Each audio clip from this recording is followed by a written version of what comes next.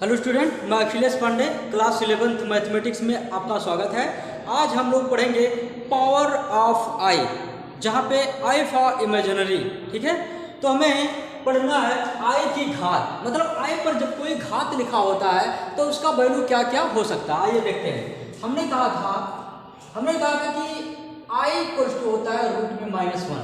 ठीक, अब बताओ आई स्क्वायर इक्वल टू क्या होगा, आई इंटू आई। देखो कुछ वैल्यू याद रखोगे तभी आएगा। ठीक है, तो आई का वैल्यू क्या होता है ये आ जाएगा, तो I square equal to I into I हो जाएगा। अब आई का वैल्यू है क्या, रूट में -1 इंटू रूट में -1। अब यहाँ दो कंडीशन बन सकता है, लेकिन हम जानेंगे सिर्फ एक ही। तो ये हो जाएगा रूट में -1 इंटू -1। देखो आया है ये, तो -1 का जोड़ा बन गया, बीच में से क्या निकलेगा -1। ये हो जाएगा आई स्क्वायर का वैल्यू। तो यहाँ से हमें पता चला कि आई इक्वल्स टू इतना, तो आई स्क्वायर इक्वल्स टू होता -1। अब देखो आई क्यूब क्या होगा, है ना। आई क्यूब इक्वल्स टू क्या होगा, कोई जरूरी नहीं हमें सब वैल्यू मिले, लेकिन सरलतम रूप बनाने के लिए ऐसा याद रखना पड़ेगा। आई क्यूब होता, देखो आई निकाले हैं, आई स्क्वायर भी निकाले हैं, तो आई स्क्वायर इंटू आई ये हो जाता है। अब बताओ आई स्क्वायर का वैल्यू क्या है, -1, और आई का वैल्यू रूट में है तो वो लिखेंगे नहीं, तो उसको आई ही रहने दो। जब क्यूब है तो उसको आई रहने दो। तो ये हो जाएगा क्या, ये हो जाएगा -i। ठीक है, तो i टू द पावर 3 का वैल्यू लिखेंगे हम -i।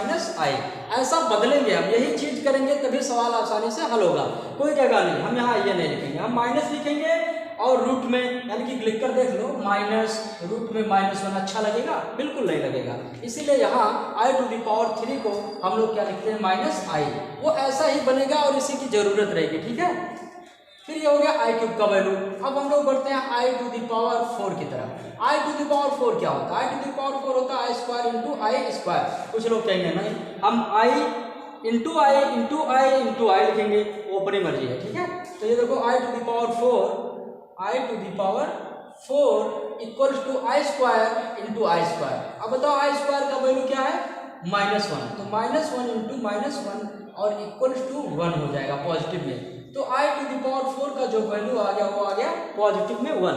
तो जब बहुत बड़ा घात हो ना तो उसको आई टू द पावर 4 के रूप में बनाओ, जिससे 1 आ जाए। 1 पर पावर कुछ भी रहेगा उसका वैल्यू क्या हो जाएगा, 1 हो जाएगा।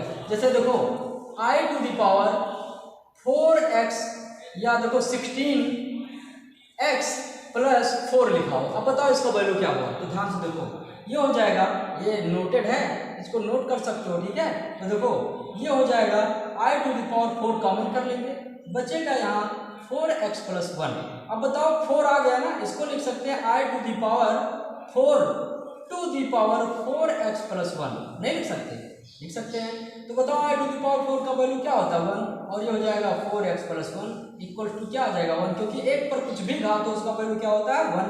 तो ये नोट करने लायक है, इसको नोट कर लीजिएगा। ठीक है, ऐसे ही बनाएंगे। तो ये हो गया आई टू द पावर किसका वैल्यू, 4 का value.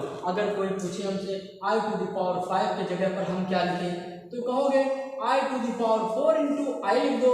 I to the power 4 का वैल्यू क्या होता है, 1 होता है, और इसका वैल्यू क्या होता है, आई। इसका मतलब आई टू द पावर 5 के जगह पर लिखोगे आई, सिर्फ आई। ठीक है, फिर कहेगा कोई आई टू द पावर 6 के जगह पर क्या लिखें, तो I to the power 5 into I. I to the power 5 का वैल्यू क्या है, आई है, और इंटू पहले से क्या है आई, इक्वल टू क्या हो गया आई स्क्वायर। तो आई टू द पावर 6 का वैल्यू, आई स्क्वायर का वैल्यू क्या है, -1, तो इसका वैल्यू आ गया -1। ऐसे निकालते रहेंगे। तो ये आई की घात, आई पर कुछ भी घात हो तो उसका वैल्यू निकालना। तो इस तरह से हम लोग वैल्यू क्या करते हैं, निकालते हैं। ठीक है, तो याद रखना जब y पर विषम घात होता है, देखो जैसे 3 है ना, जब सम घात होता है तो -1 आ रहा है। ऐसे विषम घात के लिए भी क्या आ रहा है, -i आ रहा है। ठीक है, और सम घात के लिए -1 आ रहा है, तो सम घात के लिए 1 भी आ रहा है, क्योंकि 2 टाइम हो जाता है। ठीक है, तो ये विशिष्ट प्रकार का है, इसकी समझ अपने हिसाब से होनी चाहिए। ठीक है, तो कुछ वैल्यू याद रखना, जैसे I square, I to the power 3, I to the power 4, I to the power 5, I to the power 6। इतना याद रखो, बहुत ज़्यादा याद करने की जरूरत नहीं, 4 तक भी याद रखोगे तो भी चलेगा, कोई दिक्कत नहीं है। आइए कुछ निगेटिव में देख लेते हैं। जैसे मान लीजिए कभी वैल्यू निकालना हो कि 1/i लिखा हो, तो इसका मतलब क्या है, ये आई इनवर्स लिखा हुआ है, आई टू द पावर -1 लिखा हुआ है। ठीक है, तो क्या करेंगे, देखो ध्यान से, इसको 1/i लिख देंगे। जब 1/i लिख दोगे तो तो ये बताओ ये हटेगा कभी? हम हमेशा हर में इमेजिनरी नहीं रखेंगे, हटा देंगे। वास्तव में जो रूट में आता था वहाँ पे जब हम लोग प्रमेयीकरण करते थे, जैसे 3 - √3, तो हम वहाँ से रूट हटाते थे कि कहीं ऐसा ना हो कुछ इमेजिनरी जैसा बन जाए, ठीक है। तो ऐसे ही है, तो यहाँ से ये हटाना चाहोगे तो देखो ऊपर से आई और नीचे भी आई से क्या कर दो, गुणा कर दो। अब ये हो जाएगा i/i² हो जाएगा, इक्वल टू ये हो जाएगा i/-1 इक्वल टू -i। तो i इनवर्स का वैल्यू क्या आ गया, -i। ऐसे ही i/1/i² का वैल्यू क्या आ जाएगा, चाहो तो लिख सकते हो i² × i²